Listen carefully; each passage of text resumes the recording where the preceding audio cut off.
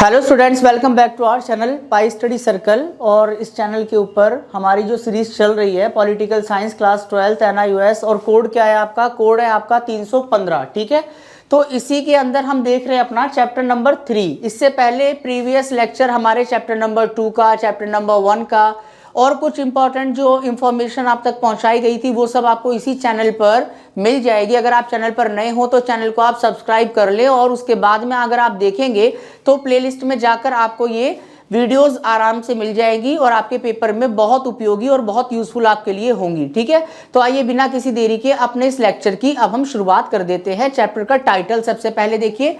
Chapter का title है समाज, राष्ट्र, राज्य और सरकार में भेद, distinction between society, nation, states and government. तो इस तरीके से ये हमारे चैप्टर का टाइटल है। तो यहां पर देखिए, सबसे पहले जो सबसे बेसिक और सबसे इंपॉर्टेंट जो क्वेश्चन होता है, आपने कई बार सुना होगा, लिखा हुआ कहीं देखा होगा, human is a social animal. यानी कि जो व्यक्ति होता है वह एक सामाजिक प्राणी होता है, वह समाज से जुड़ा होता है। इसके बारे में आपने देखा होगा, बहुत सारे लेखकों ने, कवियों ने बहुत सारी कुछ बातें भी लिखी हैं जिन्होंने बताया है कि एक व्यक्ति किस तरीके से समाज के लिए उपयोगी हो सकता है और समाज से एक व्यक्ति क्या क्या ले सकता है। तो इसीलिए आप देखोगे कि समाज व्यक्ति को कुछ ना कुछ देता है और व्यक्ति समाज से कुछ ना कुछ लेता है। दोनों का आपस में बहुत गहरा रिलेशन है।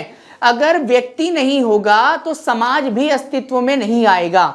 तो यहां पर सबसे पहला क्वेश्चन क्या है कि हमें समाज की जरूरत ही क्यों है, क्यों हमें समाज चाहिए। तो यहां पर मैंने इसका एक तरीके से आंसर के रूप में आपको यहां पर कुछ थ्योरी लिखी है और इससे हम जानने की कोशिश करेंगे कि हमें समाज की आवश्यकता क्यों पड़ती है। तो यहां सबसे फर्स्ट में मैंने लिखा है, मनुष्य एक सामाजिक प्राणी है। Human is a social animal. आदिकाल यानी प्राचीन काल से ही जब मनुष्य इस धरती पर उत्पन्न हुआ, उसके बाद से आप देखोगे कि आदिकाल में, प्राचीन काल में क्या था कि जो मनुष्य था वो खाना बदोश प्रकार का जीवन व्यतीत करता था। यानी कि इधर उधर भटकना, इधर उधर घूमना, जहां से कुछ मिल गया उसको प्राप्त कर लेना या खा लेना। ठीक है, इस तरीके का जीवन वो अपना भटकते हुए खाना बदोश प्रकार का जीवन जीता था। वह किसी समूह का भाग नहीं था। देखिए, वह किसी समूह का क्या नहीं था, भाग नहीं हुआ करता था वह सब किसी भी समूह का या किसी ग्रुप का। ठीक है, बस अकेला, कभी इधर जा रहा है, कभी उधर जा रहा है, कभी भोजन की तलाश में कहीं जा रहा है। इस तरीके का खाना बदोश जीवन वो जीता था और वो किसी ग्रुप में नहीं रहता था। लेकिन बाद वाला जो समय आया तो वहां पर आप देखोगे जो मनुष्य है, बाद वाले समय में मनुष्य ने एक सामूहिक जीवन जीना शुरू किया, एक इस प्रकार का जीवन जीना शुरू किया, एक सामूहिक जीवन को व्यतीत करना शुरू किया जिसमें वो ग्रुप बना सकता था। ठीक है, एक समूह में रहता था। फिर बाद में क्या हुआ, उसने एक समूह में रहना शुरू किया, एक परिवार बना, परिवार के बाद में और परिवार बने और उससे कहीं ना कहीं देखोगे आप एक सोसाइटी और एक समाज जो था वो अपने अस्तित्व में आ गया।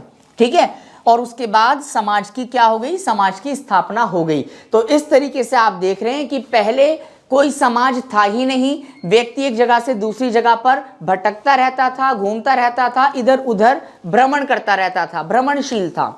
बाद में भोजन की आवश्यकताओं के आगे की जो चीज है, जब मनुष्य ने कृषि करना सीख लिया तो वो एक स्थान पर स्थायी रूप से निवास करने लगा, रहने लगा। ठीक है, परमानेंट एक स्थान पर उसने स्टे कर लिया। और देन उसके बाद में क्या हुआ, फिर एक सोसाइटी बनी। पहले देखिए एक व्यक्ति रहा, फिर दूसरा रहा, तीसरा रहा, चौथा रहा, पांचवा, इस तरीके से एक सोसाइटी का निर्माण हो गया।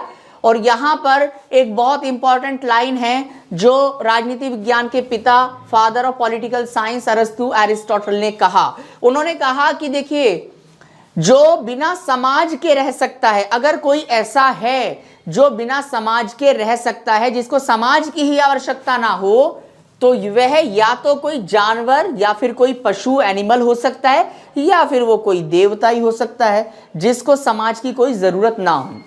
एक जो कॉमन व्यक्ति होता है, एक जो साधारण व्यक्ति होता है, उसके लिए समाज बहुत मायने रखता है, बहुत आवश्यक है, उसके जीवन में बहुत बड़ी और बहुत इंपॉर्टेंट भूमिका जो रोल प्ले करता है वो हमारा समाज करता है। इसीलिए अरस्तु ने ये कहा है कि जो व्यक्ति या जो भी कोई समाज के बिना रह सकता है, या तो वो कोई पशु ही हो सकता है या फिर कोई वो देवता हो सकता है, कोई गॉड हो सकता है। अगर एक साधारण व्यक्ति है तो वो समाज के बिना तो नहीं रह सकता। आगे बढ़ते हम। देखिए, राज्य एवं समाज में क्या डिफरेंस है, ये वर्ड बहुत बार हम सुनते हैं, राज्य शब्द भी सुनते हैं, समाज शब्द भी सुनते हैं, लेकिन अब हम यहां पर इनके बीच का जो मुख्य अंतर है इसको समझने की कोशिश करेंगे कि इनके बीच में मुख्य अंतर क्या है। देखिए, किसी भी राज्य की स्थापना के लिए, कोई भी जब राज्य बनता है, जब कोई भी राज्य बनता है तो उसकी स्थापना के लिए 4 महत्वपूर्ण कारक चाहिए। अब वो 4 महत्वपूर्ण कारक कौन से हैं, तो यहां आपके सामने लिखा है। देखिए, सबसे पहले आप देखेंगे क्षेत्रफल है, फिर देन उसके बाद में पॉपुलेशन है, जनसंख्या है, उसके बाद में सरकार है, और चौथी चीज क्या है, चौथी चीज है संप्रभुता। तो यहां पर यानी जिसको हम सॉवरनिटी कहते हैं, तो यहां पर मैंने चारों लिखे हैं, क्षेत्रफल है, पॉपुलेशन जनसंख्या, गवर्नमेंट सरकार, और इसके बाद में संप्रभुता सॉवरनिटी। देखिए, प्राचीन काल से ही जो समाज है, ये जो शब्द है समाज, और दूसरा शब्द क्या है, राज्य।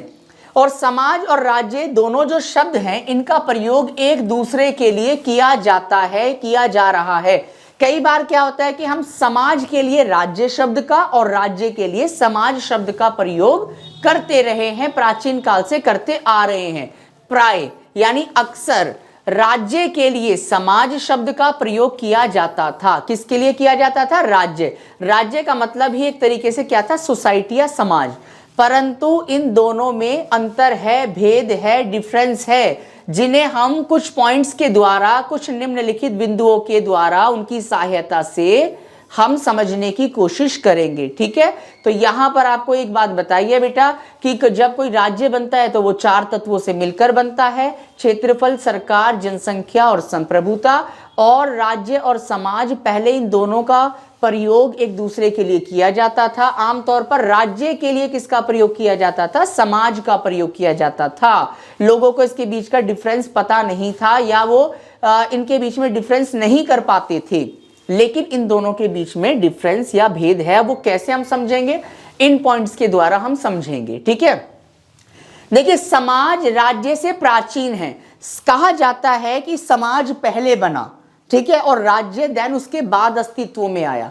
तो यहां पर समाज पहले बना, पहले व्यक्ति खानाबदोश जीवन जी रहा है, उसके बाद में उसने एक समूह में रहना शुरू किया, समूह से क्या बना, समाज। और समाज का एक बड़ा रूप, एक विस्तृत रूप, जिसके पास में कोई शक्ति है ना, क्या करने की, लोगों के व्यवहार को नियंत्रित करने की, उनसे कोई भी काम कराने की जो शक्ति है वो राज्य के पास है, जो समाज के पास नहीं है। तो यही कहा गया है बेटा कि जो देखिए समाज है, जो सोसाइटी है, वो पहले बनी, किससे पहले बनी, राज्य से। तो समाज को हम क्या कहेंगे, प्राचीन है। ठीक है, कंपैरिजन टू द स्टेट, ठीक है, सोसाइटी इज ओल्ड या ओल्डेस्ट। ठीक है, जो आप कहना चाहें वो कह सकते हैं। देखिए, समाज की इच्छा जो होती है वो ऐच्छिक होती है, जबकि राज्य की तो अनिवार्य होती है। यानी कोई व्यक्ति समाज को में बनेगा या समाज को बनाएगा, ये उसकी इच्छा के ऊपर निर्भर करता है। वो चाहता है तो बना सकता है या उसका अंग या भाग बन सकता है, अदरवाइज नहीं बनेगा। जबकि आप देखोगे जो राज्य होता है, जो स्टेट होता है, वो इच्छा के अनुसार नहीं बनता है। वो कभी भी बनेगा तो व्यवस्था के लिए बनेगा, वह अनिवार्य है, वो बनता ही है, वो होगा ही। ठीक है, तो यहां पर आप देखिए समाज तो इच्छा पर डिपेंड करता है, वो क्या है, वो एक ऐच्छिक है, जबकि राज्य तो अनिवार्य है, वो कंपलसरी है, वो होगा। इसके अलावा आप देखिए समाज के लिए किसी निश्चित भूभाग का होना जरूरी नहीं है। देखिए, मैंने अभी आपको क्या बताया था, हम पीछे जाएंगे तो मैंने बताया राज्य के लिए इन चारों का होना जरूरी है। क्षेत्रफल का, जनसंख्या का, सरकार और संप्रभुता का होना राज्य के लिए आवश्यक है। मैंने कहीं पर भी ऐसा लिखा या मैंने कभी भी आपको ऐसा बताया कि समाज के लिए निश्चित भूभाग का होना जरूरी है? कभी नहीं बताया आपको। देखिए, समाज के लिए किसी निश्चित भूभाग का होना जरूरी नहीं है। समाज बड़ा भी हो सकता है, समाज छोटा भी हो सकता है, उसके लिए कोई एक एरिया फिक्स नहीं है। जबकि राज्य की एक बाउंड्री होती है, राज्य की एक सीमा होती है, राज्य का एक निश्चित भूभाग होता है, एक एरिया होता है, स्पेसिफिक एक एरिया होगा वहां पर। तो यहां पर आप देखेंगे समाज के लिए किसी निश्चित भूभाग का होना जरूरी या आवश्यक नहीं है, जबकि राज्य के लिए भूभाग का होना बहुत आवश्यक है। राज्य व्यक्ति के बाहरी कार्यों से संबंधित है। बाहरी कार्य जैसे उसकी सुरक्षा का कार्य, जैसे लोगों के व्यवहार को नियंत्रित करने का कार्य, जैसे समाज में सब लोगों को एक अच्छा वातावरण उपलब्ध कराने का कार्य, सभी के लिए कानूनों का निर्माण करने का कार्य, दंडित करने का कार्य, दंड देने का कार्य, ये सारे बाहरी कार्य हैं। और ये जो सारी बाहरी कार्य होते हैं, जो सारे एक्सटर्नल वर्क हैं, वो कौन कर रहा है? स्टेट करता है।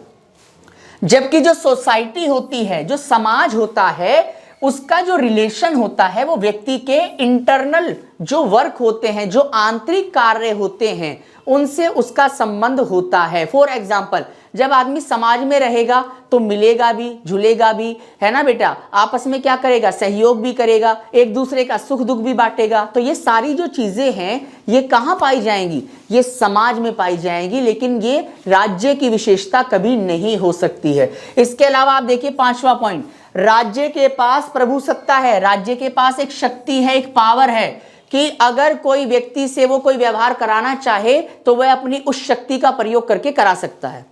राज्य के बारे में बताया मैंने आपको, ठीक है। राज्य के पास में एक ऐसा हंटर या एक ऐसा चाबुक या एक ऐसा डंडा, कुछ भी आप समझ सकते हो, वो होता है। वो एक शक्ति है उसके पास में कि वो किसी भी व्यक्ति से कार्य करा सकता है।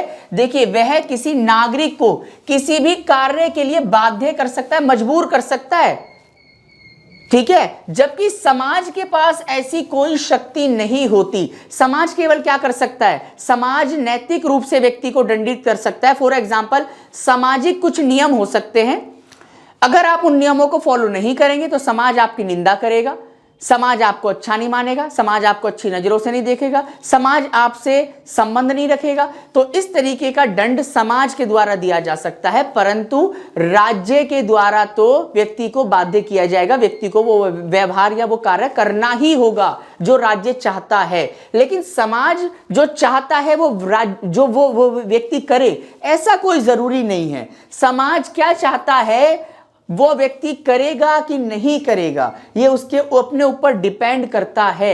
लेकिन जो राज्य चाहता है वो व्यक्ति को करना पड़ता है, बाध्यकारी तरीके से करना पड़ता है। नेक्स्ट हम आगे बढ़ते हैं, सरकार किसे कहते हैं? ठीक है, सरकार क्या है? What is government? सरकार, ये शब्द कई बार हम सुनते हैं। देखिए, सरकार वह संस्था है जो कानूनों का निर्माण करती है। तो यहां से ये लाइन इंपॉर्टेंट हमारे लिए, भाई कानूनों का निर्माण करती है, ठीक है। देन उसके बाद में दूसरा, कानूनों को लागू करती है, ये दूसरा महत्वपूर्ण कार्य है। और तीसरा, जो कानूनों का उल्लंघन करने वाले लोग हैं उनको क्या करने का काम करती है? उनको दंडित करने का काम करती है। तो यहां पर आप 2-3 चीजें देखेंगे, ठीक है बेटा। सरकार वह संस्था है जो कानूनों का निर्माण करती है, फिर कानूनों को बेटा इंप्लीमेंट करती है, लागू करती है, और देन उसके बाद में जो कानूनों का उल्लंघन करने वाले लोग हैं उनको क्या देती है? उनको दंडित करती है, उनको पनिश करती है। अब सरकार के देखिए ऑर्गन, यानी कि सरकार के अंग। तो सरकार के हमारे पास बेसिकली 3 अंग होते हैं, जिसमें से पहला अंग कौन सा है? पहला अंग है, यहां पर आप देख रहे हैं, पहला अंग है हमारा विधायिका, ठीक है, जिसको हम लेजिस्लेचर कहते हैं। और इसका प्रमुख काम क्या है? इसका प्रमुख काम है कानूनों का निर्माण करना, कानून बनाना। उसके बाद में आप देखिए भाई कार्यपालिका। तो कार्यपालिका का जो प्रमुख काम होता है वो है जो इसने कानून बनाया उसको क्या करेगी? उसको यहाँ पर लागू करने का काम ये कर रही है, ठीक है। कानून को लागू करने का काम कार्यपालिका कर रही है। कार्यपालिका को एग्जीक्यूटिव कहते हैं। Executive in the second organ of the government, and also the legislature is the first organ of the government, and the third organ is the judiciary, ठीक है। अब जो जुडिशरी का काम है वो क्या है भाई? बहुत महत्वपूर्ण काम है जुडिशरी का, दंडित करना और न्याय करना। किन लोगों को पनिश कर रही है? जो कानूनों का पालन नहीं कर रहे। किन लोगों के साथ में बेटा न्याय कर रही है? किन लोगों के साथ में जस्टिस कर रही है? जिनके साथ अन्याय हुआ है। तो यहां पर आपको याद रखना है सरकार किसको कहते हैं, और सरकार ये अपने 3 काम जो करती है वो इन 3 अंगों के द्वारा करती है। तो यहां पर हम आगे बढ़ते हैं। आगे देखिए राज्य एवं सरकार में क्या भेद है, अभी हमने पढ़ा था राज्य और समाज में क्या अंतर है। अब हम क्या पढ़ रहे हैं, अब हम पढ़ रहे हैं एक राज्य के अंदर और एक सरकार के अंदर क्या अंतर है। What is the major difference between the state और अ गवर्नमेंट। तो आपको याद रखना है कि राज्य में और सरकार में भी अंतर होता है। क्या अंतर होता है, आइए अब हम इन पॉइंट्स की सहायता से इसको समझने की कोशिश करते हैं। ठीक है, यहां पर बहुत सारे लोग सरकार और राज्य में भी अंतर नहीं कर पाते हैं। वो शायद राज्य को सरकार समझ रहे हैं या फिर उनके मन में कोई डाउट है या भ्रांति है, जो भी है, तो यहाँ पर इन पॉइंट्स के द्वारा आप उसको समझ सकते हैं। देखिए राज्य और सरकार में पहला अंतर ये है कि सरकार राज्य का एक अंग है। मैंने आपको क्या बताया था, यहाँ पर बताया कि भाई 4 राज्य के अंग होते हैं। पहला अंग कौन सा है भाई, क्षेत्रफल है। ठीक है, और दूसरा क्या है, दूसरा है जनसंख्या, दूसरा जनसंख्या है। तीसरा क्या है, तीसरा है हमारा सरकार। और चौथा क्या है, चौथा है भाई संप्रभुता, चौथा है संप्रभुता।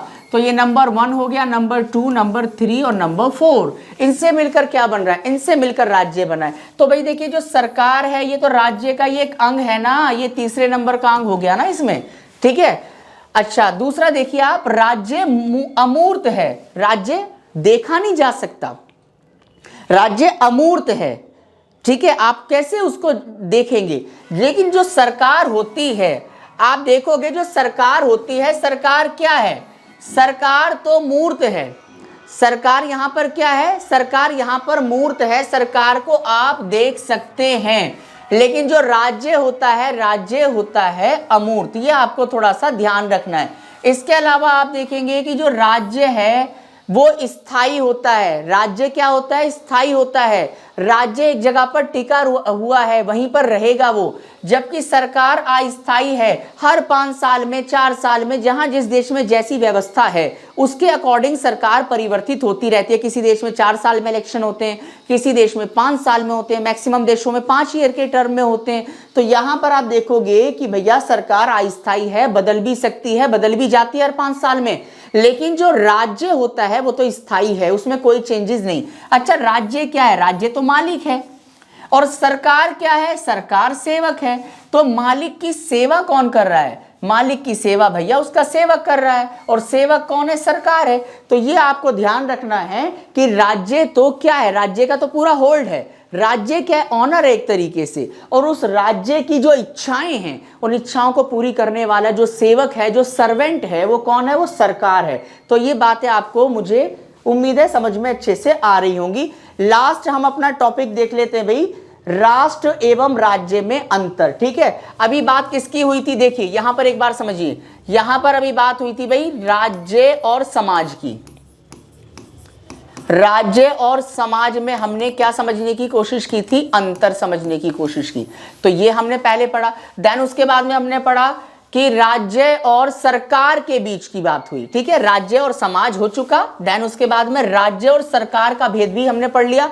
अब हम तीसरे में क्या देख रहे हैं, तीसरी दफा में हम देख रहे हैं राष्ट्र और राज्य में क्या अंतर है, राष्ट्र में और राज्य में मौलिक अंतर क्या है। तो यहां पर एक बार देख लेना आप कि राज्य का जो स्वरूप होता है, स्ट्रक्चर होता है, वो भौतिक होता है। ठीक है, वो भौतिक होगा, वो हम कहीं ना कहीं उसको देख सकते हैं कि भाई भारत का क्षेत्रफल इतना है, 32.8 लाख वर्ग किलोमीटर है भारत का एरिया। या फिर आप देखोगे कि अमेरिका का इतना है, स्विट्जरलैंड का इतना है, कनाडा का इतना है। तो यहां पर राज्य का स्वरूप क्या है बेटा, एक तरीके से भौतिक स्वरूप है। जबकि राष्ट्र का स्वरूप क्या है, आध्यात्मिक। क्योंकि राष्ट्रवाद जो टिका हुआ है वो भावों पर टिका हुआ है, वो भावनाओं पर आधारित है। ठीक है बेटा, तो ये आपको थोड़ा सा ध्यान रखना है कि जो राष्ट्रवाद है, जो राष्ट्र है, वो आध्यात्मिक होता है, वो हमारी भावना से जुड़ा है, वो हमें महसूस तो होता है लेकिन वो दिखाई नहीं देता है, इसीलिए इसको आध्यात्मिक कहा गया है। जबकि राज्य का स्वरूप भौतिक होता है। अच्छा, राष्ट्र जो है वो राज्य से कहीं अधिक ज्यादा स्थायी माना जाता है। देखिए राज्य से ज्यादा स्थायी, ज्यादा अच्छा, ज्यादा स्टेबल क्या माना जाता है, राष्ट्र को माना जाता है। क्योंकि जब लोग बेटा समान जाति के होंगे या धर्म के होंगे या नस्ल के होंगे या संस्कृति के होंगे और आपस में वो किसी ना भावना के साथ में अगर जुड़े होंगे, तो वो ऐसा जो राष्ट्र होगा वो लंबे समय तक चल सकता है। और कई बार बेटा अगर राज्य होगा लेकिन उस राज्य के अंदर राष्ट्र वाली विशेषता नहीं होती, तो कई बार क्या होता है कि राज्य के खंडित होने, राज्य के विभाजित होने या फिर उसके पार्टीशन होने की संभावनाएं भी बन जाती हैं। क्योंकि फिर ऐसी स्थिति में आप देखोगे कि अलग अलग नस्ल, जाति, संस्कृति के लोग होंगे, तो कई बार क्या होता है, संघर्ष हो जाता है, गृह युद्ध हो जाता है और कई बार पार्टीशन भी हो जाता है। इसके अलावा आप देखेंगे लास्ट में, राज्य के लिए एकता की भावना की कोई जरूरत नहीं है। ठीक है, कोई भी जरूरत नहीं है। किसके लिए बेटा? राज्य की स्थापना के लिए, किसी राज्य के लिए एकता का भाव चाहे तो हो चाहे तो ना हो। राज्य के लिए ये कोई कंपलसरी शर्त नहीं हो सकती। राज्य तो बस 4 चीजें चाहता है, क्षेत्रफल दे दो भाई, जनसंख्या दे दो, सरकार और संप्रभुता, तो राज्य बन जाएगा। कहीं पर भी इसमें एकता की भावना का उल्लेख या जिक्र नहीं किया गया है। ठीक है, हाँ, अगर आप बात किसकी करते हो, अगर आप बात कर रहे हो राष्ट्र की, तो एक राष्ट्र तभी बनता है जब किसका विकास होता है बेटा? जब एकता की भावना का विकास होता है। तो हम ये कह सकते हैं कि राष्ट्र की स्थापना के लिए या राष्ट्र के लिए एकता की भावना का होना जरूरी होता है। जबकि आप दूसरी तरफ देखोगे कि राज्य की स्थापना के लिए एकता की भावना की कोई आवश्यकता नहीं होती है। तो यहाँ पर ये चीजें मैंने आपको समझाई हैं। ठीक है, और आप हमारे टेलीग्राम चैनल से भी जुड़ सकते हैं, जिसका जो लिंक है वो आपको डिस्क्रिप्शन में मिल जाएगा। ये बहुत इंपॉर्टेंट यूजफुल वीडियोस हैं जो हमारे चैनल पर आपके लिए उपलब्ध कराई जा रही हैं। ठीक है, और NIOS के बच्चे तो इसको देखेंगे ही, उनके लिए तो इम्पॉर्टेंट है, लेकिन और जो बच्चे हैं जो मान लीजिए CBSE के हैं, या फिर हो सकता है कि किसी कंपटीशन की अगर वो तैयारी कर रहे हैं, या फिर उनके बीच में जब वो स्टूडेंट थे और उनको बहुत सारे डाउट्स हुआ करते थे और उन डाउट्स को वो क्लियर करना चाहते हैं, तो उन ऐसे लोगों के लिए भी ये वीडियो बहुत यूज़फुल रहेगी, बहुत इंपॉर्टेंट रहेगी। चैनल पर यदि नए हों तो चैनल को सब्सक्राइब कर लें, वीडियो को अपने दोस्तों के साथ में शेयर कर दें, लाइक कर दें, और अगर कोई भी समस्या है तो कॉमेंट बॉक्स का यूज़ करें। मिलते हैं आपको नए लेक्चर के साथ में, नई इंपॉर्टेंट इंफॉर्मेशंस के साथ में इसी चैनल पर, जिसका नाम है Pi study Circle. Keep studying Pi Study. Thank you.